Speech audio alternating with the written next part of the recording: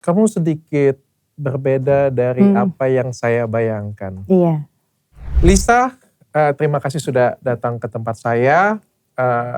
Saya tidak dalam kapasitas untuk membenarkan ataupun juga menyalahkan apa yang kamu lakukan, karena saya juga bukan hakim. Iya. Tapi saya terima kasih kamu sudah mau datang ke sini. Paling enggak publik berhak untuk mendengarkan klarifikasi dari kamu langsung, bukan dari potongan-potongan dan juga bukan dari mulut orang lain. Saya akan mulai dari pertanyaan pertama karena banyak banget pertanyaan untuk kamu. Oh iya. Pertanyaan yang paling banyak ditanyakan oleh netizen. Saya minta maaf sebelumnya, harus saya tanyakan. Iya. Banyak publik yang berkata bahwa kamu adalah seorang pelakor. Bagaimana perasaan kamu mendengar perkataan tersebut? Dan jika kamu merasa bukan, menurut kamu apa realitas yang paling cocok untuk kamu? Aku